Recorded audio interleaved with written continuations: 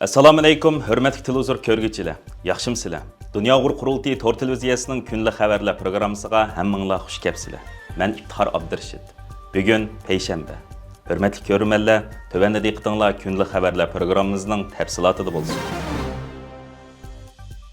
Dünya Uyghur Qurultiyi ve Yaponiya Uyghur Cemiyeti'nin teşkillişide 25 fevral Yaponiya parlamentida o'tkazilgan Xalqarалық Uyghur мәселесі ilmiy muhokama yig'inida bir Xitoy josusining yoshirincha rasmga tortayotganligi bayqalgan.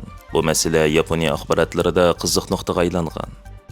Yaponiya bexatarlik tarmoqlarining tekshirishi natijasida bu erning Tokyodagi bir universitetda o'qiyotgan bir Xitoy o'quvchisi ekanligi va u kuni Yaponiya Avam palata binosiga yarim kunlik sayohat niqobi ostida Xitoy josuslarni o'rinlashtirishi bilan 6000 Yaponiya yeni badiliga yig'in qatnashuvchilarini va faoliyat jarayonini suratga tortish uchun kelganligi va uning ilgirmi o'xshash faoliyatlarda bu xil josuslik xizmati bilan shug'ullanganligi ma'lum bo'lgan.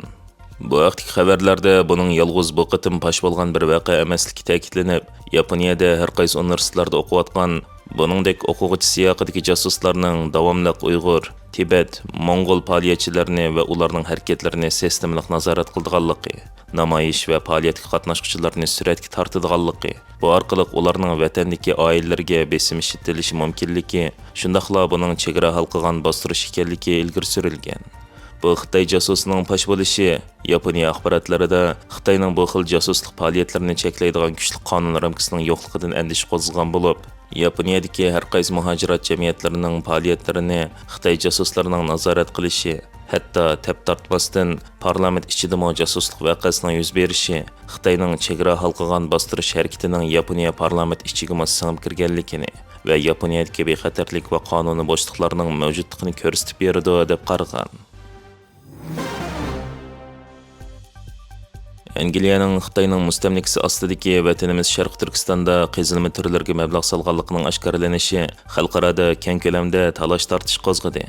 Angliya hukumatining Xitoyning mustamlikasi ostidagi vatanimiz Sharq Turkistonda qazilma boyliqlari turlariga mablag' solganligining oshkorlanishi xalqarada keng ko'lamda talash tortish qo'zg'ab, Xitoyning Uyg'urlarga qarshi ig'ir kishilik huquq dafsanchiligi ilib berayotgan mezgilda berilgan kelimat mablag'i bilan qo'llash axloqiy va siyosiy nuqtadan qattiq tanqidga uchragan.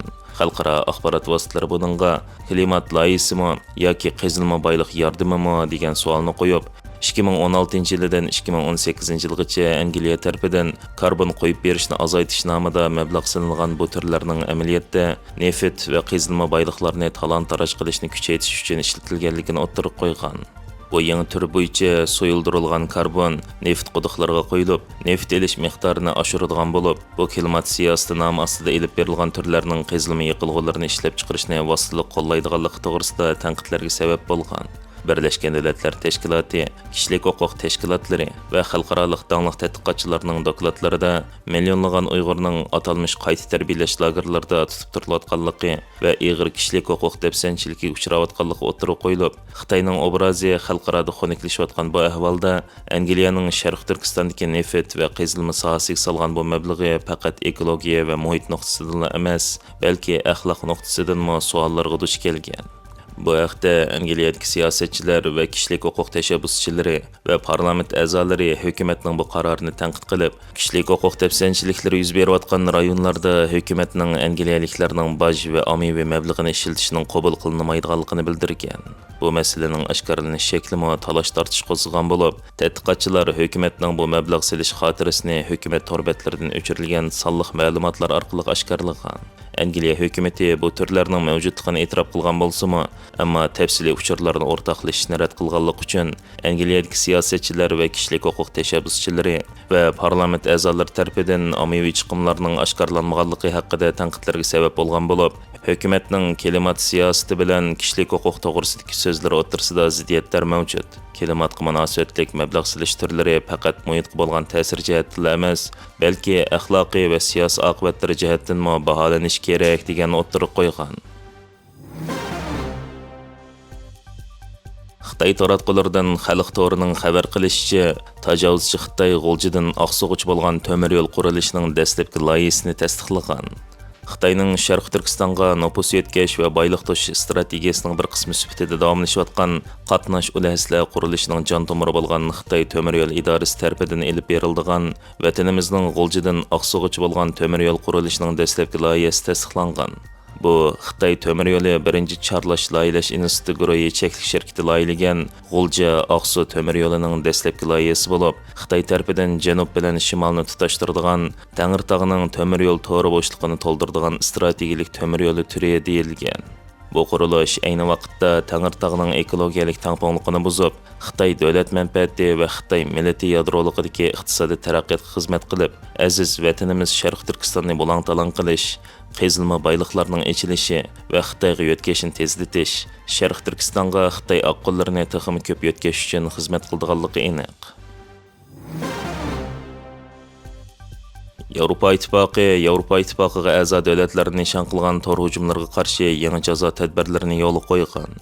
Yevropa Ittifoqi Kengashi 2026 yili 16 martdagi qarorida bu hujumlarga mas'ul deb qaralgan 3 o'rin va 2 shaxsni jazo tizimiga kirgizgan bo'lib, qarorga asosan bu jazo tadbirlari Yevropa Ittifoqiga ig'ir tor tahdidi paydo qiladigan faoliyatlarga qarshi turishni kuchaytirishni maqsad qiladi ekan. Navbatda Yevropa Ittifoqi ichidagi jazoga uchragan shaxslar va organlarning mulki to'nglatilib, ularning chet elga chiqishi va Yevropa Ittifoqi fuqarolari va shirkatlarining bu shaxslar va organlar bilan pul muomala qilishi va kredit bilan ta'minlanishi cheklangan. Yevropa Ittifoqi amaldorlari bu tor hujumlarining muhim aslilar, ommaviy organlar va raqamlik mulozimatlarga qartilganligini bildirib, bu xil hujumlarning faqat iqtisodiy ziyonlarni keltirib qolmay, yana demokratik qimmat qarash va ommaviy bexatarlik tahdid soldiganligini ta'kidlagan. Xalqaro matbuotlarning xabarlariga qaraganda, Xitoy va Eron bilan aloqasi bor shirkatlar jazo tizimiga kirgizilganlar qatorida bo'lib, bu ahvol tor bexatarligining dunyoviy raqobat va geojografiya jiddiyligining muhim bir qismiga aylanganligini ko'rsatib beradi ekan. Dünya Uyghur Qurultiyi birga yetib kelgan Muborak Ro'ziyet va Uyg'ur xalqining an'anaviy Navro'z bayramida Myunxenda ishki bayramni kutib olish munosabati bilan cho'ng tipdagi yetlishish va madaniyat faoliyati o'tkazadi. Dünya Uyghur Qurultiyining o'rinlashtirishida va Dünya Uyghur Qurultiyi Madaniyat Komitetining tashkillashida 22 mart kuni Germaniyaning Myunxenda birga yetib kelgan Muborak Ro'ziyeti va Uyg'ur xalqining tirilishiga yangidan jonlanish qismi qilingan an'anaviy Navro'z bayramini tabriklab, cho'ng tipdagi madaniyat, san'at va yetliq faoliyat o'tkazadi. Bu faoliyatga Germaniya va Yevropaning har qaysi joylaridagi Uyg'ur jamoati qatnashish bilan birga Norvegiya, Gollandiya, Shvetsiya, Angliya va Turkiya qatorliq davlatlardagi Uyg'ur san'atkorlar qatnashib, muhojiratdagi xalqimizga Uyg'ur madaniyatining nodir san'at nomerlarini taqdim qiladi. Bu munosabat bilan Dünya Uyg'ur Qurultiyining sobiq raisi Dolqin Isa Efendi sinliq taklifnoma e'lon qilib, Uyg'ur jamoatini bu qo'sh bayramni birga tabriklashga chaqirdi. Assalomu alaykum, dunyoning har qaysi joylaridagi aziz vatandoshlar, jumladan Germaniyadagi aziz vatandoshlarım. Dastlabki o'ni rahmat, keyingi o'ni mag'firat va eng oxirgi 10 kuni abadiy azobdan qurtulish bo'lgan Ramazon oyimizning eng oxirgi kunlariga yaqinlab kelyapmiz va Teşnalik bilen Ramazan bayramını yani roza eğitimimizni tört gözüyle kütüvatimiz. Allah'ın rahmeti bilen bu katım roza eğitimimiz bilen bizden tirilişimizden, baharından, canlanışımızdan, yeni yerimizden başlangan günü boğan Navro'z okşaş günüge doğru geldik için bu iki koş bayramını birle tebrikleş için tayarlık vatimiz. Avrupa'nın her kayıt şeylerden gelgen Kilidoğan sanatkarlarımız yüzünün nadir güzel eserleri bilen Angliya'dan, Norvegiyadan, Türkiye'den, Gollandiya'dan, Germaniyadan, muşu okşaydıgan devletlerden kelgen sanatkarlarımızdan maharet gösterişi bilen manevi hayatımızı canlandırış, çankan dillerimizde azrak olsun bir melhem beriş münasebeti bilen 3. ayının 22. günüsü München'da bütün yurttaşlarımızı hem roza eğitilip hem bizden Navro'z bayramını birlikte tebriklash mərkimizge kütüvatimiz, sizlerni təklif qilimiz. Bu günni başka kişi orlaştırmay, Mişel'de milletçe bir toy şeklinde xatırlaşını arzu qilimiz. Merhamet, sizlerni kütüvatimiz. Dünya Uyghur Qurultayı Medeniyet Komitetining müdiri, Norvegiyadagi muzikant Mo'minjon Rahmonjonmo bu haqda vatandan uzoq yashayotgan muhojiratlik xalqimizning chanqigan dillariga ma'naviy oziq berish va ishki bayramni birga tabriklash uchun bu faoliyatni tashkillanganligini aytib, mundaq deydi. Assalomu alaykum aziz qarindoshlar.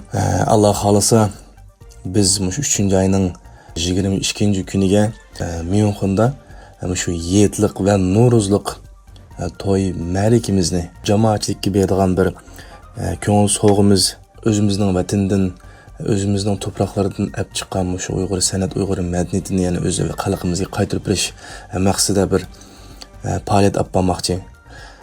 Şu bu faoliyatga kelalaydigan, qadam tashlab qolaydigan shu Uyg'urlarimizning yoki boshqa bizning Uyg'urlarga qiziqadigan qarindoshlarimizning kelib qatnashib o'zining ko'nglini, do'stlarining ko'nglini va shu jamoatchilik bilan birga bo'lgan qarindoshlarimizning ko'nglini birlikda xo'sh qilib bir arada bir jam bo'lib mushuklarni o'tkazishga hammalarning chin ko'nglimdan taklif qilaman.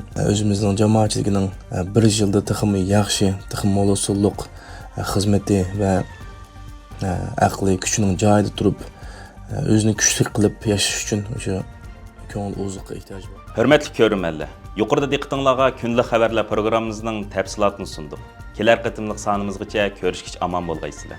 Stansiyamızın YouTube kanalıga a'zo bo'lishni unutmang. Xeyr xo'sh.